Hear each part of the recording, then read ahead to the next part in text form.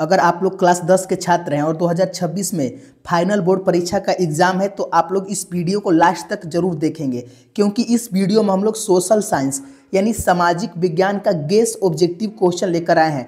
Total question की संख्या है 30 ऐसे ऑब्जेक्टिव क्वेश्चन है जो कि आपके 2026 एग्जाम में 100% प्रश्न यह पूछे जाएगा और यह जरूर लड़ेगा, ये मेरी गारंटी है। तो इस क्वेश्चन को लास्ट तक देखेंगे। चलिए हम लोग क्वेश्चन को सोल्व करते हैं, और इसका पीडीएफ चाहिए तो हम बताएंगे इसका पीडीएफ फ्री में कहाँ मिलेगा, बस देखते रहिए। पहला क्वेश्चन का लगाएंगे आंसर कमेंट में। करें बोल्शेविक क्रांति कब हुई थी? तो बोल्शेविक क्रांति कब हुआ था बाबू? नवंबर 1917 में, फरवरी 1917 की, अप्रैल 1917 की, मई 1925 में। तो याद रखेंगे बोल्शेविक क्रांति जो हुआ था नवंबर 1917 में हुआ था। ऑप्शन ए को याद कर लेना है। जिन जिन बच्चों का ऑप्शन ए आ रहा है बहुत बढ़िया, और देखिए लास्ट तक जरूर बने रहेंगे क्योंकि ये सब वायरल क्वेश्चन है। दूसरा का आंसर दीजिए। साम्यवादी शासन का पहला प्रयोग किस देश में हुआ था? तो जो साम्यवादी शासन का पहला प्रयोग हुआ था बाबू रूस में हुआ था। कहाँ हुआ था? रूस। ऑप्शन डी आपका सही हो जाएगा, रूस में हुआ था, ध्यान रखेंगे। यह भी कई बार आया हुआ प्रश्न है। अगला क्वेश्चन तीसरा का आंसर दीजिए कि रूस में कृषक दास प्रथा का अंत कब हुआ था? तो रूस में बाबू कृषक दास प्रथा का जो अंत हुआ था 1861 में हुआ था। किस ऑप्शन में दिया हुआ है? तो ऑप्शन बी में दिया हुआ है 1861। इसको याद कर लेना है, ऑप्शन बी आपका बिल्कुल सही आंसर हो जाएगा। चलिए नेक्स्ट क्वेश्चन, चौथा प्रश्न जो कि बहुत ही इंपॉर्टेंट है कि रूस में जार का अर्थ क्या होता है? सारे बच्चों का इसका आंसर कमेंट बॉक्स में आना चाहिए, और आप लोग अपना अपना नेम जरूर लिखेंगे। जो जो बच्चे देख रहे हैं वीडियो को उनका आप नाम जरूर लिखेंगे। तो रूस में जार का अर्थ क्या होता है बाबू? तो रूस का सम्राट है। रूस का सम्राट यानी रूस का राजा को रूस का जार कहा जाता है। ऑप्शन सी सही हो जाएगा। और देखिए बाबू जो बच्चे कमज़ोर हैं यानी क्लास 10 की अभी तैयारी उनकी नहीं हो पाई है तो इस चैनल को जरूर सब्सक्राइब करेंगे। इस पर आपको पूरा मिल जाएगा जो आपके एग्जाम में पूछा जाता है। और पीडीएफ चाहिए तो इस नंबर पर व्हाट्सअप मैसेज या कॉल करके ग्रुप में जुड़ सकते हैं, और उसका पीडीएफ वहीं आपको पूरा मिल जाएगा, पूरा सिलेबस मिल जाएगा फ्री में। इसका एक भी पैसा नहीं लगेगा। और वीडियो को लाइक नहीं किए तो लाइक कर लेंगे। चलिए पाँचवा का आंसर लगाइए कि मजदूर दिवस कब मनाया जाता है? सारे बच्चों का आंसर आना चाहिए कि मजदूर दिवस जो होता है बाबू कब मनाया जाता है। 5 का आंसर क्या हो जाएगा?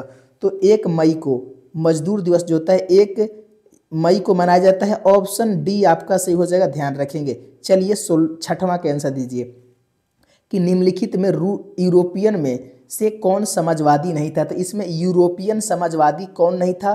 Karl Marx. कार्ल मार्क्स जो थे बाबू कहाँ के थे? जर्मनी के थे। यह यूरोपियन समाजवादी नहीं थे। ऑप्शन सी को लॉक किया जाता है। ऑप्शन सी बिल्कुल सही आंसर हो जाएगा। चलिए नेक्स्ट क्वेश्चन, 7वां क्वेश्चन, करें किसके द्वारा वार एंड पीस की रचना किया गया है? तो वार एंड पीस जो है किसके द्वारा? कार्ल मार्क्स के द्वारा नहीं लिखा गया है। याद रखेंगे बाबू टॉलस्टॉय, लियो टॉलस्टॉय के द्वारा लिखा गया war and piece. Option B को बिल्कुल सही हो जाएगा। ऑप्शन बी को याद कर लेना है। और यह सब क्वेश्चन आपके 2026 एग्जाम में लड़ने वाले प्रश्न है, इसलिए आप लोग लास्ट तक देखेंगे और अपने अपने दोस्तों को जरूर शेयर करिएगा ताकि उनको भी यह सारा क्वेश्चन याद हो जाएगा, क्योंकि यह क्वेश्चन गेस किया हुआ है, वायरल क्वेश्चन है। 8वां का आंसर लगाएंगे। लाल सेना का गठन किसके द्वारा किया गया था? तो लाल सेना का गठन जो है किसके द्वारा किया गया था? 8 का याद रखेंगे, ट्राटस्की के द्वारा किया गया था। ऑप्शन सी बिल्कुल सही हो जाएगा, इसको भी ध्यान रखेंगे। चलिए अगला क्वेश्चन 9 क्वेश्चन कि कार्ल मार्क्स का जन्म किस देश में हुआ था? तो कार्ल मार्क्स का जो जन्म है जर्मनी में। ये सारे बच्चों को मालूम होने चाहिए कि कार्ल मार्क्स का जो जन्म है जर्मनी में हुआ था। ऑप्शन ए सही हो जाएगा। चलिए 10 क्वेश्चन तक आ गए हैं, मात्र 20 क्वेश्चन और बचा हुआ है। करें कि लेनिन की मृत्यु कब हुई थी? तो लेनिन की जो मृत्यु हुआ था वो 1924 में हुआ था। 1924 में हुआ था, इसको याद कर लेना है। ऑप्शन डी आपका सही हो जाएगा, इसको ध्यान रखेंगे। चलिए अगला क्वेश्चन 11 क्वेश्चन कि साम्यवादी घोषणा पत्र के लेखक कौन है? तो साम्यवादी घोषणा पत्र के जो लेखक हो जाएंगे कार्ल मार्क्स एवं एंजेल्स हो जाएंगे। ऑप्शन डी आपका सही हो जाएगा, कार्ल मार्क्स एवं एंजेल्स, इसको भी याद कर लेंगे। चलिए 12 क्वेश्चन कि जार निकोलस द्वितीय की पत्नी जरीना किस देश की राजकुमारी थी? तो यह जो रानी थी किस देश की राजकुमारी थी? ऑस्ट्रिया। ऑस्ट्रिया देश की राजकुमारी थी बाबू। ऑप्शन सी को याद कर लेना। यह भी कई बार आया हुआ है और इस बार भी 100% गारंटी है कि अब क्वेश्चन जरूर लड़ेगा। 13 का आंसर दीजिए कि किन 2 देशों के मध्य ब्रेस्ट लिटोवस की संधि हुई है? यह भी इम्पोर्टेंट क्वेश्चन है। तो किन 2 देशों के बीच में ब्रेस्ट लिटोवस की संधि हुआ था, क्या आंसर हो जाएगा, याद रखेंगे बाबू, रूस और जर्मनी के बीच में हुआ था। 13 का जो आंसर हो जाएगा ऑप्शन बी को याद कर लेना है, रूस और जर्मनी। चलिए अगले क्वेश्चन की ओर चलते हैं। नेक्स्ट क्वेश्चन 14 क्वेश्चन जो कि वायरल क्वेश्चन है कि खूनी रविवार किसे कहा जाता है। खूनी रविवार किसे कहा जाता है, 1808 के रविवार को नहीं, इसको नहीं कहा जाता है बाबू, याद रखेंगे 1905 के रविवार को खूनी रविवार कहा जाता है। तो ऑप्शन सी को याद कर लेना है और यह 100% गारंटी है कि क्वेश्चन लड़ेगा, तो खूनी रविवार आपको जरूर याद कर लेना है। चलिए अगला क्वेश्चन लगाइए। 15 का आंसर देंगे, कार्ल मार्क्स और खाली स्थान ने कम्युनिस्ट घोषणा पत्र को प्रकाशित किया था।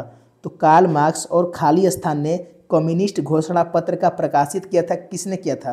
15 का आंसर देंगे सही बच्चे, तो ऑप्शन बी याद रखेंगे बाबू, एंजेल्स ने किया था। ऑप्शन बी आपका बिल्कुल सही हो जाएगा, इसको ध्यान रख लेंगे। चलिए अगला क्वेश्चन देखते हैं। 16 क्वेश्चन कि साम्यवादियों का बाइबल किस बुक को कहा जाता है, यह भी VBI क्वेश्चन है। तो साम्यवादियों का बाइबल किसे कहा जाता है, तो 16 का याद रखेंगे, दास कैपिटल। दास कैपिटल को समाजवादियों का बाइबल कहा जाता है। ऑप्शन सी आपका सही हो जाएगा, ऑप्शन सी को याद कर लेना है। चलिए 17 क्वेश्चन की दास कैपिटल की रचना किसने किया था। तो दास कैपिटल की जो रचना किया था बाबू कार्ल मार्क्स ने किया था। किसने किया था, कमेंट करिए आप लोग, किसने किया था बाबू, तो कार्ल मार्क्स ने किया था। ऑप्शन ए को याद कर लेना है। और देखिए 30 में से आप लोग कितना सही बनाते हैं ये भी आपको मालूम होना चाहिए, तभी आप लोग एग्जाम में टॉपर बन सकते हैं, इसको ध्यान रखेंगे। चलिए 18 का आंसर दीजिए कि नई आर्थिक नीति कब लागू हुई थी। तो नई आर्थिक नीति 1921 को लागू हुआ था। 1921 को नई आर्थिक नीति लागू हुआ था, इसको याद कर लेना है। तो बाबू आज का क्लास कैसा लग रहा है एक बार कमेंट करेंगे आप लोग, क्योंकि ये सारे क्वेश्चन बहुत ही इंपॉर्टेंट है और वायरल क्वेश्चन है। जितने भी क्वेश्चन करवाते हैं बाबू डायरेक्ट आपके बिहार बोर्ड परीक्षा में आने वाले हैं 2026 में, इसलिए चैनल को सब्सक्राइब करना मत भूलिएगा ताकि आपको पूरे सब्जेक्ट का क्वेश्चन मिल जाएगा। 19 के आंसर दीजिए, राष्ट्रपुतीन कौन था, याद रखेंगे 19 का जो आंसर हो जाएगा राष्ट्रपुतीन कौन था, तो यह भ्रष्ट पादरी था, भ्रष्ट पादरी था। ऑप्शन डी को याद कर लेना है। चलिए 20 क्वेश्चन, फाइनली 20 क्वेश्चन तक आ गए हैं कि रूस का पहला समाजवादी कौन था। रूस का पहला समाजवादी कौन था, तो 20 का आंसर याद रखेंगे, प्लेखानोव। प्लेखानोव जो है रूस का पहला समाजवादी है। ऑप्शन बी बिल्कुल सही हो जाएगा, ध्यान रखेंगे।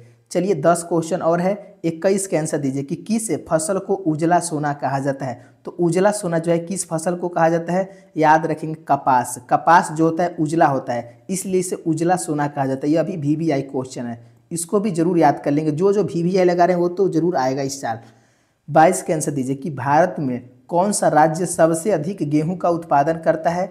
तो गेहूं का जो सबसे अधिक उत्पादन करने वाला राज्य है उत्तर प्रदेश है। बिहार से सटा हुआ जो राज्य है उत्तर प्रदेश, वही गेहूं का सबसे बड़ा उत्पादन करता है। ऑप्शन सी को याद कर लेंगे, ऑप्शन सी आपका सही हो जाएगा। चलिए 23 क्वेश्चन का आंसर दीजिए कि निम्नलिखित में से कौन रबी फसल है। तो रबी फसल जो हो जाएगा गेहूं। गेहूं जो होता है रबी फसल होता है। और लगाएंगे खरीफ फसल कौन हो जाएगा। खरीफ फसल का एक नाम देंगे आप लोग, एक नाम खरीफ फसल का लिख देंगे कमेंट में। चलिए देखिए आपसे पूछ ही दिया कि इनमें से कौन सा फसल है जो कि खरीफ फसल है। तो चावल, चावल जो होता है क्या होता है बाबू, खरीफ फसल होता है। ऑप्शन बी बिल्कुल सही हो जाएगा, इसको भी आप लोग जरूर याद कर लीजिएगा। 25 क्वेश्चन कि भारत की प्रमुख खाद्यान्न फसल कौन कौन है। यानी जो भारत की जो खाने वाली फसल है वह गेहूं और धान है। गेहूं और चावल दो फसल ऐसा है जो कि भारत की प्रमुख खाद्यान्न फसल, यानी सभी लोग इसे हम खाते रहते हैं। ऑप्शन डी आपका सही हो जाएगा, इसको ध्यान रख लेना है। चलिए 26 का आंसर दीजिए कि निम्नलिखित फसलों में कौन सी रबी फसल का उदाहरण है। तो रबी फसल का उदाहरण कौन हो जाएगा, 26 का आंसर लगाएंगे। सारे बच्चों का 26 का आंसर लगाइए तो याद रखेंगे। रबी फसल का जो उदाहरण हो जाएगा बाबू चाना। चाना जो होता है गेहूं के साथ बोया जाता है, इसको मालूम होना चाहिए। तो यह रबी फसल हो जाता है चाना। ऑप्शन सी याद कर लेना है। चलिए 27 के आंसर दीजिए कि किस फसल को सुनहरा रेशा कहा जाता है। तो सुनहरा रेशा जो होता है किस फसल को कहा जाता है, तो देखते हैं कौन बच्चे कमेंट में इसका आंसर देते हैं। तो जूट को बाबू सुनहरा रेशा कहा जाता है। ऑप्शन डी आपका सही हो जाएगा, इसको याद कर लीजिएगा। चलिए नेक्स्ट क्वेश्चन देखते हैं, चावल क्या है। तो चावल जो है खरीफ फसल है। क्या हो जाएगा, चावल क्या है बाबू, खरीफ फसल है। ऑप्शन ए याद कर लेंगे। अगला क्वेश्चन 29 क्वेश्चन कि चावल की खेती मुख्य रूप से होती है। तो चावल की खेती जो होती है मुख्य रूप से जलोढ़ मिट्टी में होती है, क्योंकि जलोढ़ मिट्टी सबसे उपजाऊ मिट्टी है। ऑप्शन बी आपको ध्यान रखना है, ऑप्शन बी सही हो जाएगा। चावल की जो खेती है मुख्य रूप से कहाँ होती है, तो जलोढ़ मिट्टी में होती है, ध्यान रखिएगा। चलिए अगले क्वेश्चन की ओर चलते हैं, 30 क्वेश्चन, जो कि लास्ट क्वेश्चन है। कह कि निम्नलिखित में कौन सी फसल शुष्क कृषि में नहीं बोई जाती है। तो शुष्क कृषि में गन्ना बाबू नहीं बोई जाती है, ऑप्शन डी को याद कर लेना है। तो फाइनली हम लोग सारा क्वेश्चन कर लिए। अभी भी अगर आप लोग चैनल को सब्सक्राइब नहीं किए बाबू तो कर लेंगे, ताकि नेक्स्ट वीडियो में और जो आने वाले क्वेश्चन है 2026 में आपको जरूर मिल जाएगा, और PDF आपको फ्री में मिल जाएगा। तो अभी ऑफर चल रहा है, सारा PDF फ्री मिल रहा है, तो आप लोग ग्रुप में ज्वाइन होकर ज़्यादा से ज़्यादा PDF ले लेंगे, ताकि आपको बिहार बोर्ड परीक्षा में बहुत सारा हेल्प मिलेगा। और वीडियो को लाइक करना मत भूलिएगा, एक लाइक ज़रूर करेंगे। तो आप लोग कहाँ से हैं, कौन कौन जिले से वीडियो को देखें, अपना नाम और अपने जिले का नाम जरूर लिखेंगे। तो मिलते हैं नेक्स्ट क्लास में, धन्यवाद।